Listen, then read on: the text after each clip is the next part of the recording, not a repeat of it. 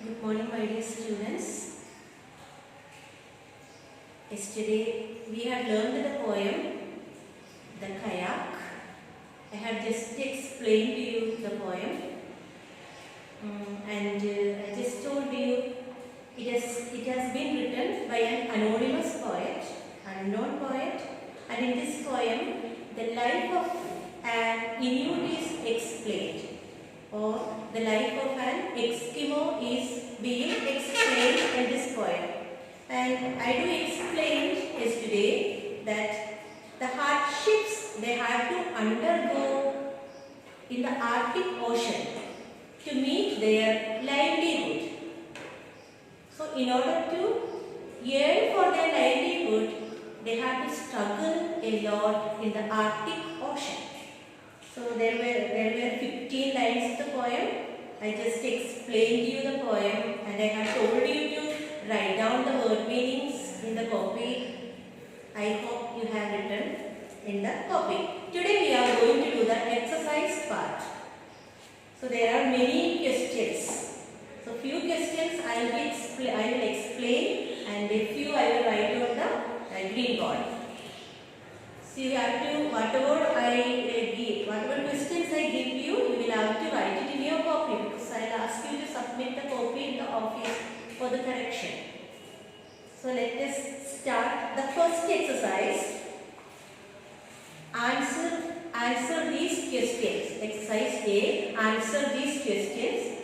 Which line or lines in the poem suggest? Number 1. That the Eskimo thinks he is strong enough to face the waters of the Arctic Ocean. So this is the question, and we have to find out a line or lines from the poem. That the Eskimo thinks he is strong enough to face the waters of the Arctic Ocean. So I feel that the first line will suggest, over the briny wave I go.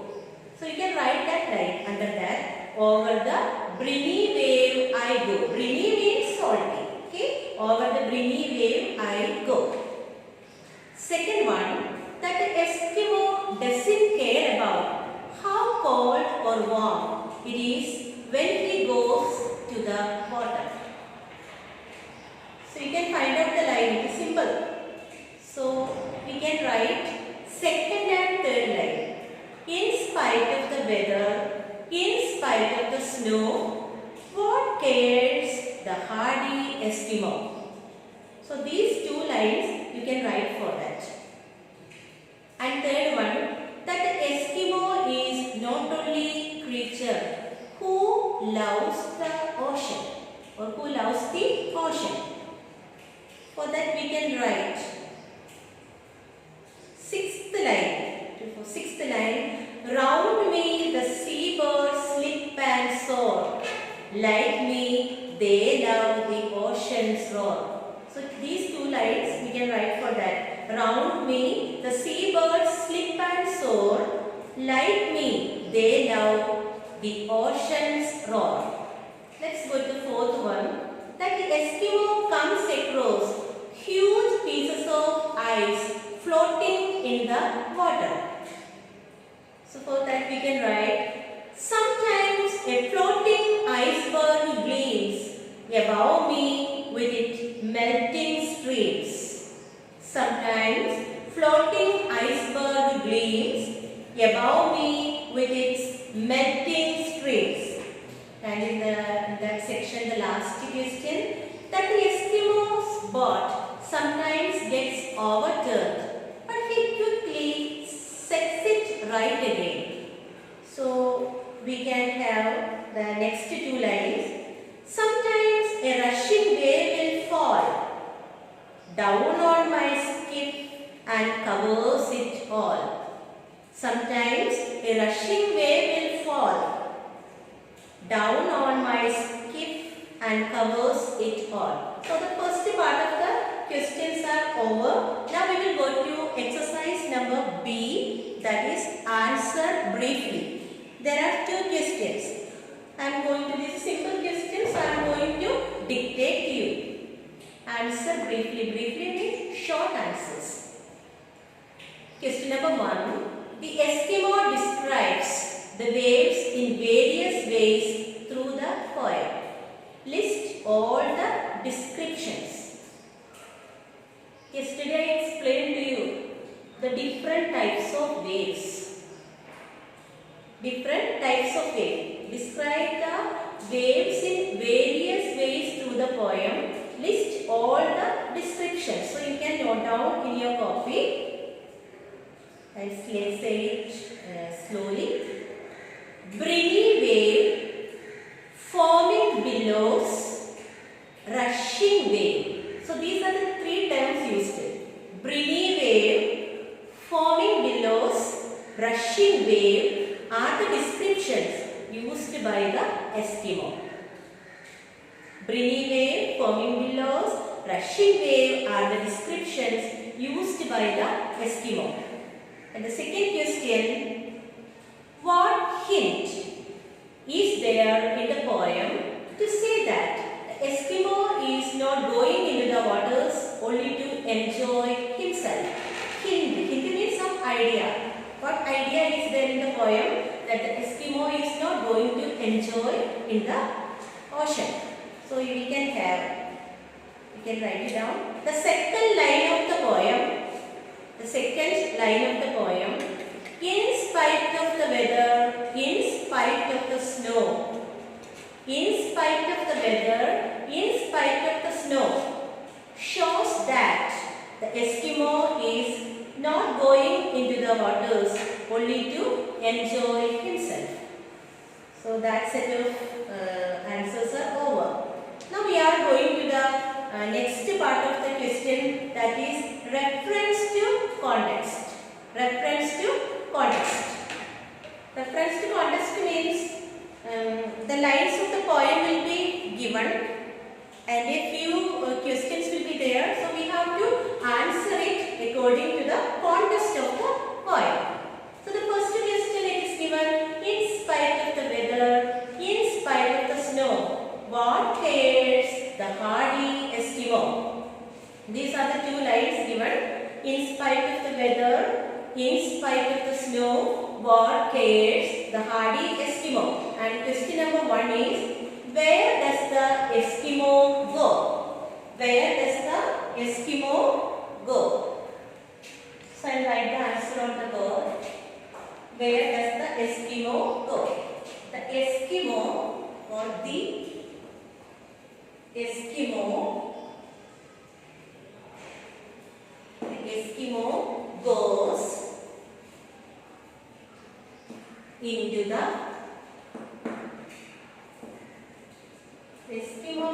into the Arctic, A-R-C-T-I-C, Arctic Ocean for fishing. For fishing. Fishing or hunting we can say. Fishing or hunting. So this is the answer of that question. The Eskimo goes into the Arctic Ocean for fishing or hunting. Second question, what does he take with him? What does he takes with him? It's a simple answer. He takes with him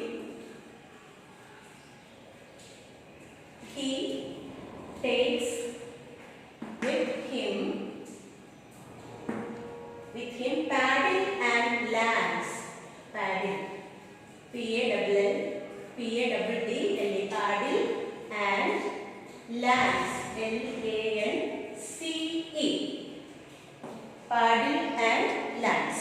So he takes with him paddle and lance. Question number 3. How do we know that the ocean waves are rough? How do we know that the ocean waves are rough? Answer. We know that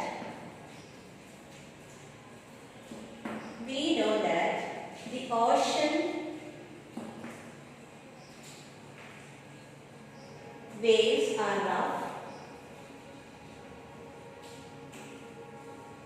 waves are rough.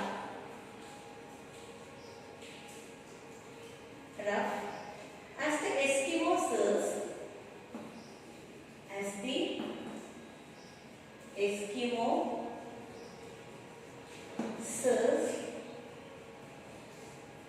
Eskimo says sometimes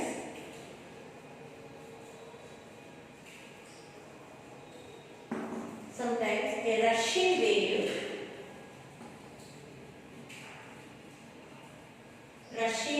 wave covers his skiff,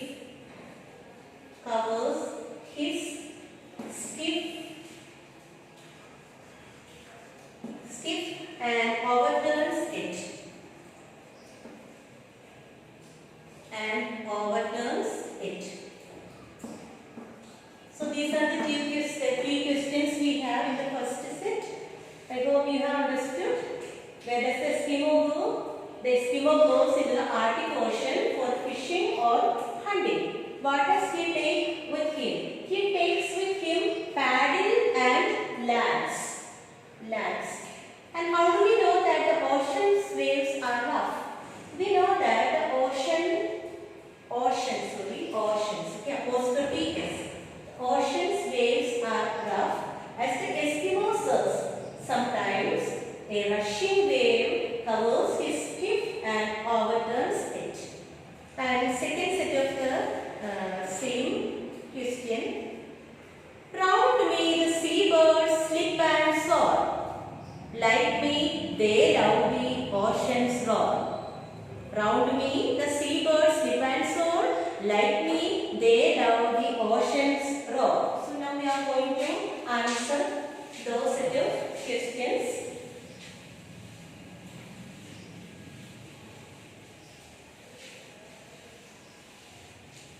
Question number 1, we have, what other side does the Eskimo see? What other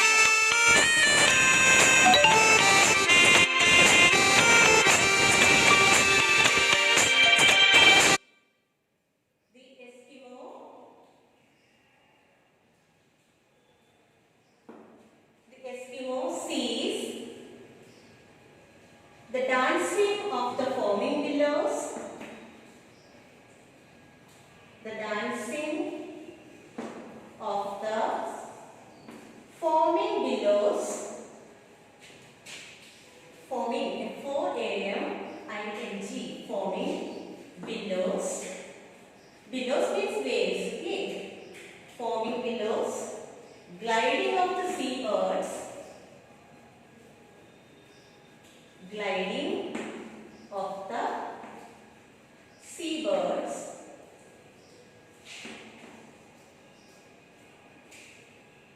gliding of the seabirds, melting streams,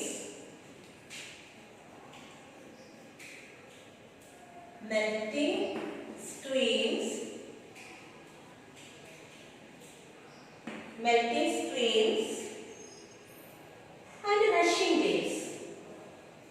and rushing waves. So these are the sights the Eskimo sees in the ocean. Rushing waves. See? The Eskimo sees the dancing of the foaming billows, gliding of the seabirds, melting streams and rushing waves. Second question. What happens to his skiff sometimes? What happens to his skiff sometimes? Skiff means what? Sometimes. Sometimes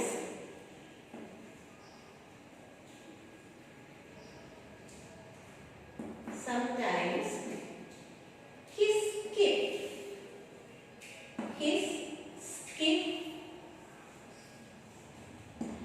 gets overturned,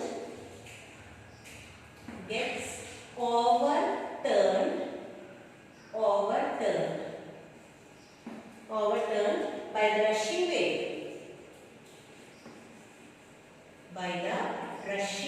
wave.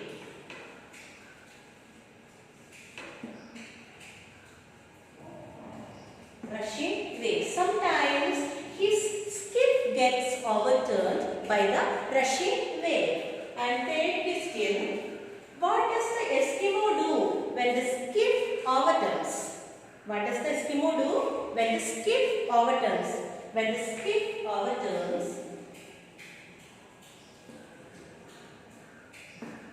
when the skiff, you should know the word meaning of skiff. Skiff overturns what? Okay. Turns. When the skiff overturns, he speedily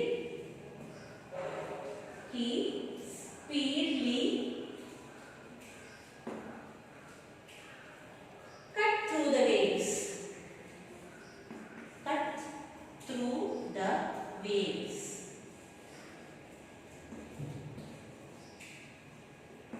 Speedily cut through the waves. So we have got all the three answers here. I hope it is easy to understand as I explained all these terms in the when I explained the poem. So this set of questions are also over. Next one is read between line. What do you mean by read between line? Read between line means we are giving our idea. Poet idea may be different and our thinking will be different. So we are going to read between line, and there are two questions. The first one is, why does the Eskimo keep calling his kayak little? What does he want to emphasize by doing so? By doing so means by saying his kayak little. So this I'll dictate and you will have to write it. Why does the Eskimo keep calling his kayak little? By calling his kayak little, what does he want to emphasize? Emphasize means to say stress, to give stress to the word little. So you can write it now. He calls his kayak little because it is so small in the vast ocean. He calls his kayak little because it is so small in the vast ocean. He wants to emphasize that he is so helpless in the vast ocean. Why he is telling it is so little? He is so helpless. He wants to emphasize that he is so helpless in the vast ocean. And the second question, how could the iceberg have gleams of water on it? How could the iceberg have gleams of water on it? Gleams means which can shine brightly. Gleams. So you can write it as the answer. The iceberg has gleams of streams of water on it when the rushing wave hit on it. I do repeat. The iceberg has streams of water on it when the rushing waves hit on it. Hit on it. So we have covered all the question answer part. Now there are two exercises are there. That also we will cover it today. And the title is Time to Enjoy. Time to enjoy. Time to enjoy means little refreshment, enjoyment. So the poem uses many words that suggest movements. Like in the poem we have seen many movements like dance. In the poem we have seen dance, glide, slip, skim. Movements. So here we have one simple exercise to match the column. Here are some other words suggesting movement. Match them with the animal that is mostly like to use it. Can you tell me? Slither. Which animal will slither? Can you guess? Slither. There are many options. Snail, lion, snake, horse, monkey. Which one will match? Slither, snake. Yes, you can remember it easily. Slither, snake. Okay. Next is clamber. Clamber is related to climbing. So among these, which animal can climb? Of course, monkey. So clamber, C. Okay, C you can remember easily. Clamber and monkey. Clamber, climbing, monkey. Gallop. Gallop means fast movement. So of course we can say that it is horse. Gallop, horse. Gallop means fastest movement. Gallop. And prowl. Prowl means prowling. Lion. And crawl. Crawling is snake. So these are the 5 match the following. The first one is slither, snake, clamber, monkey, gallop, horse, prowl, lion, and crawl, snake. Now next exercise is a personification. I think I last lesson I just explained you in the grammar the meaning of the word personification. Personification means human qualities are given to non-living things. Human qualities. Personification. Personification.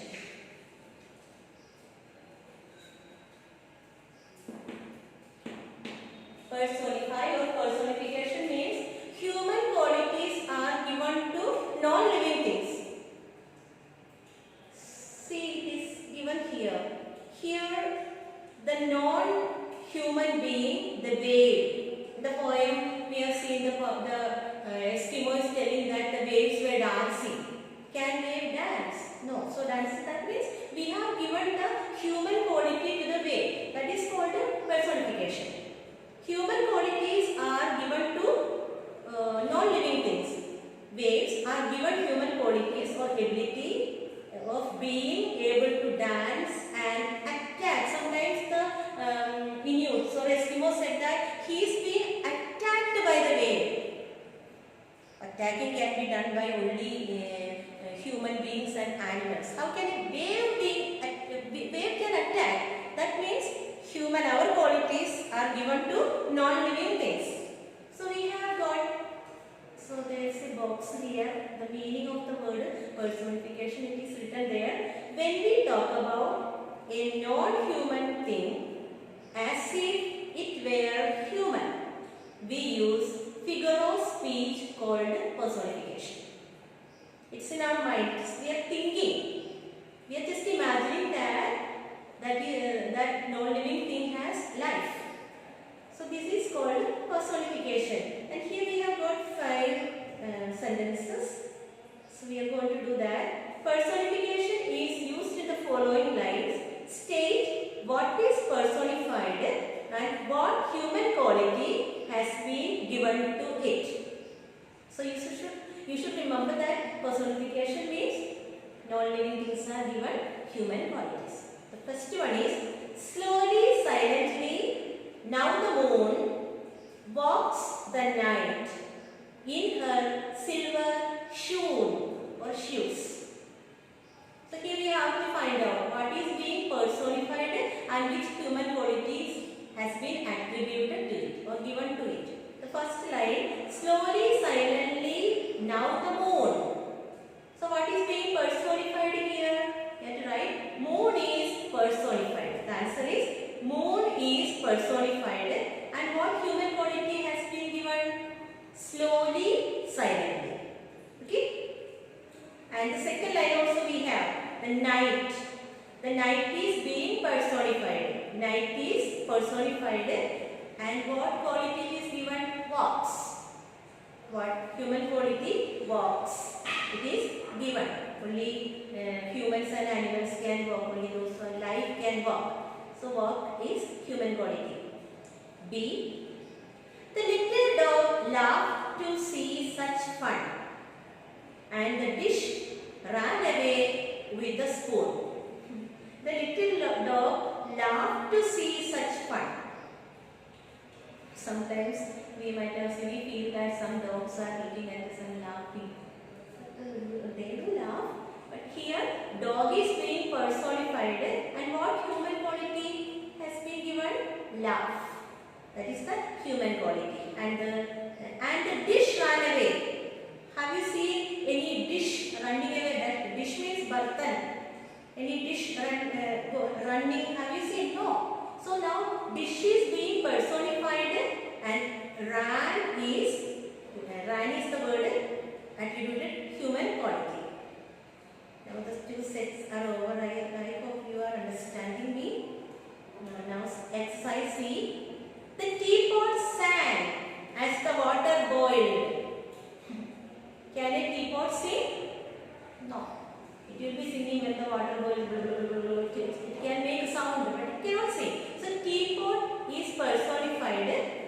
And the human quality sand. That is human quality is given sand. And teacups chattered. Chatter means chatter, monkey chatter. Chatter means making sounds. So teapots in the next line. Teacups personified. Teacups is personified. And the human quality chatter is given. Okay. And the number D. The leaves on the ground danced in the wind. The brook sang merrily as it went its way. The leaves on the ground danced in the wind. So leaves is personified and danced is given human quality. And the next line, brook is being personified. Brook means small stream, river, small stream, brook. And sang merrily, that is the human quality given to it, human quality. And the last part of it, the traffic lights yelled, stop, slow, go. The tires gripped the road as if clinging to life. The traffic lights yelled. So, traffic lights is personified. Yelled means cried. Yelled means cried. Cried, that is given human quality. Now the next line, tire. Tire is being personified and gripped the road. Gripped is given human quality. So there are in each line personification and the human quality is being given. The first one, moon. And slowly, silently. Second one, night, personification and human quality, walks. Second exercise, dog, human quality, laughed. Dish, ran away. Third one, teapot, sang. Teacups, chattered. Leaves, danced. Brook, sang merrily. Traffic, yelled. Tires, gripped. So now we have come to the end of this small lesson with a few exercises. Hope you have understood my class. Please maintain the copy. Now we have completed 4 lessons. This week itself I will be beginning the 5th lesson by tomorrow. So 4 lessons, exercise, question answers, word meaning, everything should be completed in the copy because we have to score good marks when the school reopens. Please do love English and learn it. So here I am stopping my class. Thank you for listening me. Keep safe.